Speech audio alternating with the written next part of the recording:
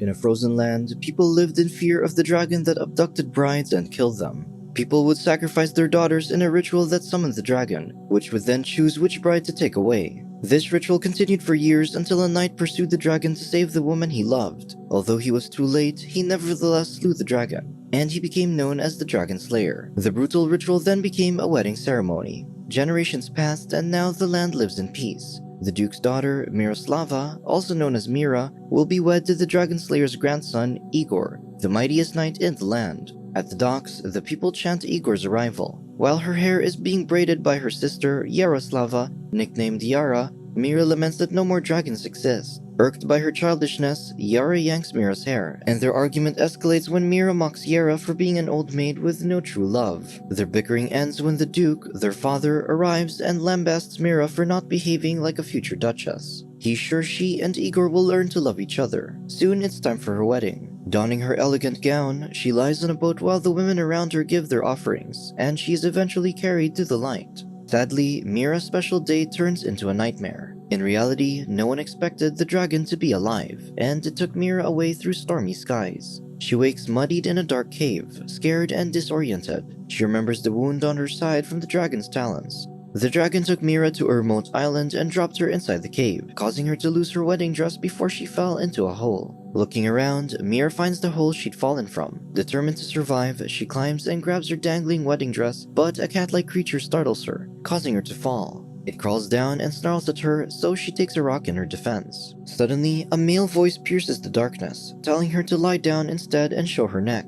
The creature snarls and approaches, almost biting Mira's neck, but it leaves her alone. Mira stands and asks if the person speaking is her savior sent by Igor, but he denies it. So she asks him to help as she's the Duke's daughter, but he, unfortunately, can't. Mira concludes he's also a prisoner. She learns the creature that almost attacked her is the dragon sentry. The dragon is away sleeping, says the man, but it's not safe for them to talk. Despite Mira's questions, he refuses to elaborate and says she's on her own. Desperate, Mira bangs on the wall, begging, but she stumbles because of her wound. When asked why her people sang the ritual song summoning the dragon, Mira says they thought the dragon was gone. Igor, her groom, also wanted to sing it. The memory of her supposed wedding brings Mira to tears. She remembers her boat on the water when her father and sister appeared before the crowd. Yara looked with contempt as Igor got welcomed with cheers. Taking the rope connected to Mira's boat, he began pulling her as the soldiers chanted the ritual song. Suddenly, a snowstorm overtook them. The dragon, long thought dead, appeared and carried Mira's boat away. The Duke tried reaching out, but the dragon was too swift. Igor pulled the rope tighter and Mira fell free, but Igor's soldier saved them from the falling boat. Unfortunately, the dragon snatched Mira and flew away. In the cave, Mira sees a hand through a small hole. The man made some paste from crushed leaves to soothe her wounds, and Mira takes it. Through the hole, she sees her companion, who doesn't look like a prisoner. Mira introduces herself, but her companion doesn't remember his name anymore since he never needed it. As Mira removes her clothes to apply the paste on her back wound, the man comments about her beauty. Confused about her being self-conscious, he wonders why he can't look at her. Not minding the question, Mira instead asks if he tried running away, but it's an island and sailing won't work either. So she plans to kill the sentry and flee while the dragon sleeps, but the man advises her to wait for the dragon slayer as they could never escape the dragon. Irked, Mira calls him a coward and seals the hole so he can never see her again, regretting that she thought of choosing a name for him. She takes matters into her hands and cuts her braided hair. The voice speaks again and clarifies he's not a coward, but the dragon is just unbeatable. The man inquires about the name Mira chose, and she calls him Arman for being exotic and mysterious. With Arman apologizing and having a new name, Mira removes the rock covering the hole and extends her hand to get acquainted. But as soon as their hands touch, her arm gets snagged in the hole. The dragon has Arman, and he begs her not to leave. As if on cue, it appears over the cave and roars at Mira. Rock crumbles around Mira, who just crouches in a corner. When the dragon leaves, she talks to Arman and is horrified to hear no response. Angry at the dragon, Mira clutches her braid and uses a rock to anchor herself, but she falls as she tries to climb. Frustrated, she instead slams a big rock against the wall until it finally crashes down. Seeing embers in the air, Mira crawls through the hole. In the cavern, she finds a passageway, but the dragon stands in her path.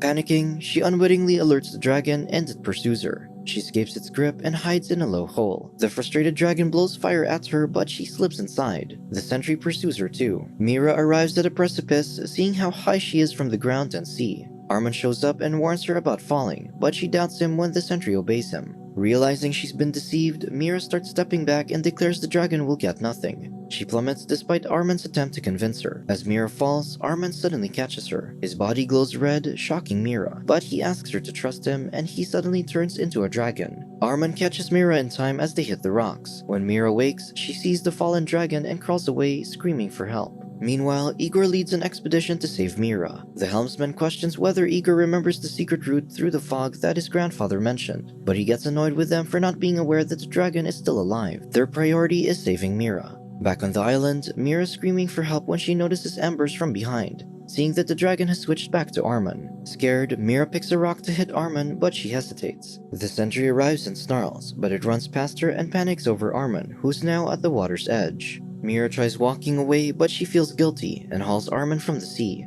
The sentry comes with Mira's torn wedding dress that Mira uses to haul Armin up, grumbling about saving the man who abducted her and vowing to make him bring her home. Finally, Mira pulls Armin all the way to the top of his empty living space. Exhausted from the effort, she collapses beside him. But then she hears him mutter about killing the dragon and its fire must go out. Suddenly, Armin rises and almost bursts into flames as the dragon spirit attempts to possess him, but he collapses again. Mira decides to return down, yelling for help when she finds an old boat washed ashore. Though she wants to sail, she abandons the idea when a storm comes. Instead, she runs back to Armin and looks for cover, finding a broken ship mast that she uses to create a makeshift tent. When she's done, she again hears Armin talk in his sleep about having his own name. Seeing that Armin is injured, Mira crushes some leaves and applies them over his wounds before using her sleeve as a bandage, all the while asking him not to burst into flames. But he almost does, so Mira sings a lullaby to soothe him, which works. That night, Mira sleeps shivering in the cold, so she scoots closer to Armin for his body warmth. She dreams that Igor has come to save her, but when she breaks the hug, she sees it's Armin gripping her close to him. Though she resists at first, she begins melting into a possible kiss.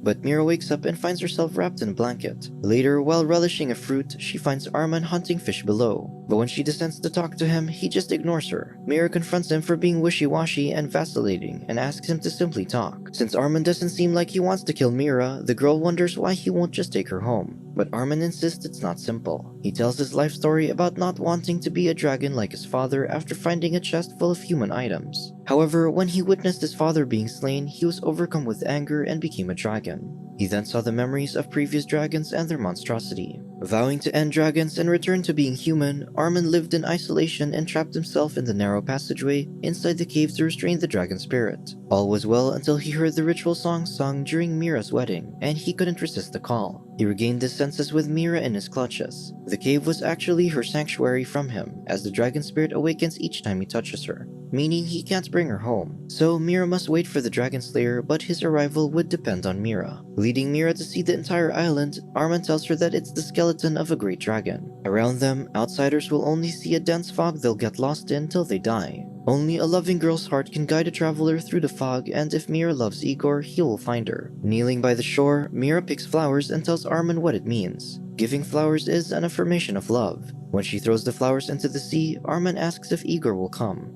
Armin wants Mira to wait for Igor in the cave, but he stumbles when walking away. Mira tries helping him, but he warns her that the dragon will come. Mira asks why the dragon hasn't come yet, wondering if Armin's human side is getting stronger. Mira promises that while waiting for Igor's arrival, she'll teach Armin to be human. Afterward, Mira decides to make Armin's den more livable. Hauling some shipwrecked items, they make the place livelier. Armin compliments Mira's beautiful hair, and when Mira envies dragons for flying anywhere, Armin admits that their flight was his first. Then, the two enjoy each other's company. At the beach, Armin admits dragons can see the wind, and he offers to show Mira. Armin lets petals dance in the air while Mira watches, mesmerized. The two stare at each other, and then it starts raining. In their den, the sentry finds Mira's bag full of supplies, but Mira assures it she won't escape. Still, she's packed up just in case. All dressed up, Armin loves how much cozier his home has become. Mira gifts him with a flute and plays a lullaby because she wants it to be his birthday, the birth of a new man. Though Armin wants to forget his birth, Mira assures him she's happy about his new birth. Armin also has a present by the cliff face. While Mira closes her eyes, Armin ignites some fireworks, leaving the girl amazed as she looks at them. Finding it sweet, Mira holds Armin's clothing. That night, Mira wakes up because of an ember. She looks for Armin but finds the dragon, which chases her until it blocks her path. Reaching out, Mira cautiously approaches and touches its chest. She feels its heartbeat, but the heat burns her hand. Now afraid, she runs but gets tripped by the dragon looming over her. As it turns out, it's just a dream and Mira wakes screaming. Armin is near her, worried that something's wrong, but Mira dismisses it as a bad dream. She explains dreams show people the things they fear and desire, and she admits she's scared of the dragon. Armin promises the dragon will never harm Mira because he's been reborn. When he leaves, Armin sits by the fire and plays the instrument while Mira listens. She bids him goodnight, and he does too. The next day, while Mira bathes in a pool, Armin paces nervously while holding a bouquet he wants to give her. Afterward, Mira wears a red dress and makes a kite, and Armin finally decides to give the bouquet. But then, the dragon possesses him and the flowers burn in his hand. He struggles and resists until Mira finds him to show the kite, a dragon that can't fly. Thinking he's silly, Armin wonders why Igor hasn't come yet, but it's clear Mira doesn't love him. Realizing this, he reaches out to teach her how to see the wind. Mira learns quickly and the kite soars away. Mira's hand brushes Armin's and the dragon spirit responds. The kite strings break from the heat and Armin leaves her behind. Surprised he's gone, Mira looks for him, but Armin is busy using the flute to calm himself. When he comes to his senses, Armin finds Mira's boat and realizes she wants to escape. Finding Mira, Armin tells her to approach the altar. He asks her if she's ever wondered why there isn't a single skeleton on the island, even though many young women lost their lives in that place. According to Armin, dragons are born from the brides burning alive. He warns the same fate awaits Mira. Armin reminds Mira that he's a monster who will never live as humans do and that it's right for her to fear him. He believes Mira's actions show how much she wants to escape. From the maps, the fireworks she can use to signal the ships, and finally seeing the wind. Armin tells Mira to take the east wind because it'll bring her to the open ocean. Mira says the new man needs her, but Armin throws the flute at her feet and orders her to go away. He runs to the passageway to trap the dragon, and Mira can do nothing else but leave. In the morning, Mira walks to the boat and lets the pedals guide her path, eventually sailing away. The sentry pursues her and she begs it to stay with Armin. Unknown to her, Armin lies weak in the passageway. Meanwhile, Igor's men are sailing aimlessly for days, and everyone's on edge. Frustrated, Igor directs the helmsman to turn back, but he defies Igor to protect Igor's family's honor. Angry, Igor threatens the helmsman's life, saying Mira will send a signal for them to know where to go. However, if she doesn't, then it simply means she's already dead. Suddenly, fireworks light the sky, and Mira's boat emerges through the fog. To protect Armin, she lies about the dragon crashing into the cliffs and dying. When the helmsman insists on ensuring the dragon's death, Mira pleads with Igor that she just wants to go home. Finally, everyone seems to be happy, and Mira's wedding resumes. Yara assures Mira she'll forget the nightmare as her new life starts. But Armin, on his island, wonders where he's supposed to fit in. He's grateful to Mira for the short-lived hope. The Duke arrives to greet Mira, wanting to tell her something important. While playing with shadow figures, Armin realizes he experienced love and vows the dragon will never harm Mira, and he cries. Mira cries too, as her father tells her to choose who she loves. Using the wind, Mira sends a paper dragon flying. She tells Yara about the pain of being away from the one she loves, and Yara thinks she's referring to Igor. Now, Yara has nothing against the wedding because they've proven they love each other, as only true love can find the Dragon Island. Armin imagines kissing Mira, and he wishes her happiness while bidding her goodbye. The wedding ritual happens again, and the child's dragon candy catches Mira's attention. Meanwhile, Armin stands over the precipice as it rains, clutching his flute. The paper dragon lands under Igor's boot, and he pulls the rope to Mira's boat. At the same time, Armin leaps from the precipice to end his life. The dragon reawakens, but Armin calms it with his flute. As Igor pulls the boat, Mira realizes she can't do it and sits up to declare she doesn't love Igor, leaving everyone shocked. Igor thinks she's foolish as he rescued her, but Mira yells she loves the dragon. The crowd's in an uproar. Igor attempts to pull the rope, but Mira removes it from her boat. She stands and sings the ritual song herself to summon Armin despite Igor's warnings that the dragon will kill them all. The Duke stares silently at his daughter while the crowd remains hushed, and Yara is teary-eyed. When Mira finishes singing, no dragon arrives. She waits expectantly, but Igor commands his men to take Mira away. Just then, the winds pick up, and the paper dragon flies up just as Armin arrives and takes Mira away. The Duke accepts his daughter's decision, but Igor attempts to pierce the dragon with a spear. Fortunately, his helmsman punches him to Yara's relief. Armin flies Mira away and drops her on the altar. Mira kneels and asks Armin not to leave because she can't be without him. The dragon hesitates but chooses to rest its head on her lap. Then, Mira asks Armin, the dragon, to stay longer so she can get used to him. Years pass and Armin tells the story to their daughter. When she wants to learn more, Mira comes and lays her on the bed. She tells her daughter that the happiness love brings gives people wings to fly. As their daughter sleeps, Armin asks Mira to go with him, leaving the sentry to guard the child. Armin stands in the sunlight and turns into a dragon as Mira approaches. She pats Armin's head and rides him, and they fly away. In the air, Armin turns human and they soar among the clouds. Then, in the golden sky, they share a tender kiss. Subscribe to watch more videos like this. Turn on notifications. And leave a like, it really helps the channel out. Thank you for watching.